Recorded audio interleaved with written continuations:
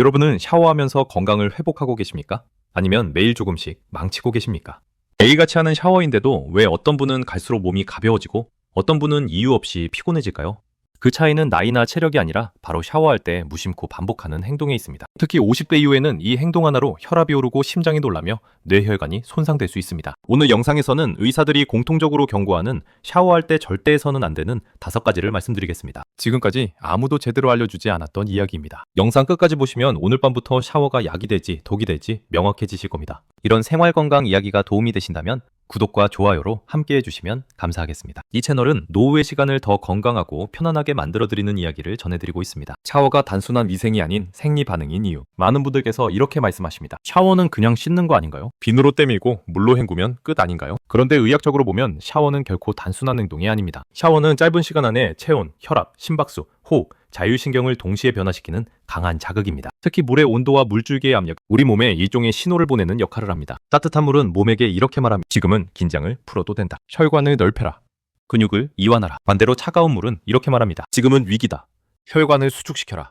심장을 빨리 뛰게 하라. 문제는 이 두 신호. 중년 이후에는 예전처럼 부드럽게 처리되지 않는다는 점입니다. 젊을 때는 혈관이 고무줄처럼 늘었다 줄었다를 잘 해냅니다. 하지만 나이가 들면 혈관은 점점 딱딱해지고 반응 속도도 느려집니다. 이 상태에서 갑작스러운 샤워 자극을 받으면 몸은 적응하지 못하고 경고 신호를 보내게 됩니다. 그 신호가 바로 어지럼증, 심장 두근거림, 숨갑, 식은땀, 눈앞이 흐려짐입니다. 이 증상들은 모두 샤워가 몸에 부담이 되고 있다는 신호입니다. 뜨거운 물 샤워가 특히 위험한 뜨거운 물을 좋아하시는 분들께 여쭤보면 대부분 이런 이유를 말씀하십니다. 몸이 시원해서 근육이 풀리는 느낌이 들어서 피로가 싹 가시는 것 같아서. 이 느낌 자체는 틀리지 않습니다. 하지만 그 뒤에 따라오는 반응을 거의 모르고 계십니다. 뜨거운 물이 피부에 닿으면 피부 아래의 모세혈관이 급격히 확장됩니다. 이때 혈액의 상당 부분이 피부 쪽으로 몰립니다. 그러면 어떤 일이 생길까요? 뇌로 가는 혈류가 일시적으로 줄어듭니다. 그래서 샤워 중 갑자기 멍해지거나 벽을 짚고 서게 되거나 고개를 숙여야 편해지는 순간이 생깁니다. 이것은 단순한 피곤함이 아닙니다. 뇌가 보내는 위험 신호입니다. 특히 고혈압 약을 드시는 분들은 뜨거운 물이 약효와 겹치면서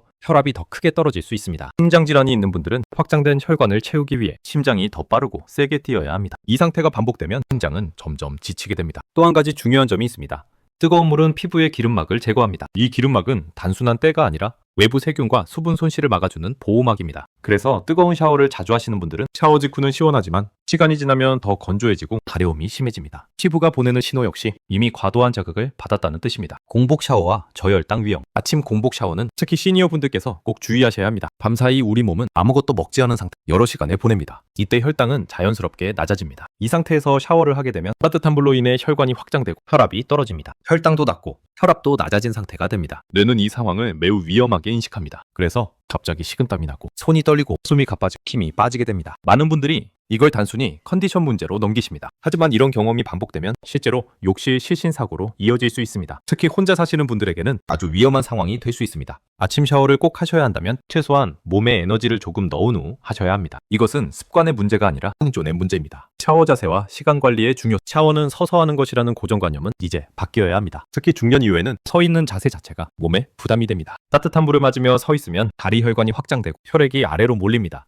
이때 심장은 위로 피를 올리기 위해 더 많은 힘을 써야 합니다. 이 부담이 쌓이면 샤워가 끝난 뒤에도 심장이 쉽게 진정되지 않습니다. 그래서 샤워 후 가슴이 답답하거나 숨이 차거나 맥박이 빠른 느낌이 남습니다. 이런 분들은 반드시 앉아서 샤워하시는 것이 좋습니다. 앉는다는 것은 요새의 상징이 아닙니다. 현명한 자기보호입니다. 샤워 시간도 중요합니다. 짧고 안정적인 샤워는 몸을 회복시키지만 길고 강한 샤워는 몸을 소모시킵니다. 특히 밤늦은 장시간 샤워는 자율신경을 교란시킵니다. 잠은 쉬라고 있는 시간인데 샤워로 몸을 각성시키는 셈입니다. 그래서 잠들기 어렵고 자주 깨고 아침에 더 피곤해집니다. 여러분, 샤워는 하루 중 가장 사소해 보이지만 가장 많은 생리 변화가 일어나는 시간입니다. 약을 하나 더 먹는 것보다, 운동을 하나 더 하는 것보다 샤워 습관 하나를 바꾸는 것이 건강에 더 큰 영향을 줄 수 있습니다. 오늘 말씀드린 5가지는 모두 오늘부터 바로 바꾸실 수 있는 것들입니다. 뜨거운 물 대신 미지근한 물, 공복 대신 가벼운 준비, 오래 서 있기 대신 안정된 자세, 급격한 온도 변화 피하기, 늦은 밤 긴 샤워 줄이기. 이 5가지만 지켜도 샤워는 더 이상 위험한 시간이 아닌 회복의 시간이 됩니다. 이 채널은 앞으로도 노후의 삶을 지키는 작지만 결정적인 습관들을 계속해서 말씀드리겠습니다. 여러분의 건강한 내일을 진심으로 응원합니다. 끝까지 시청해주셔서 감사합니다.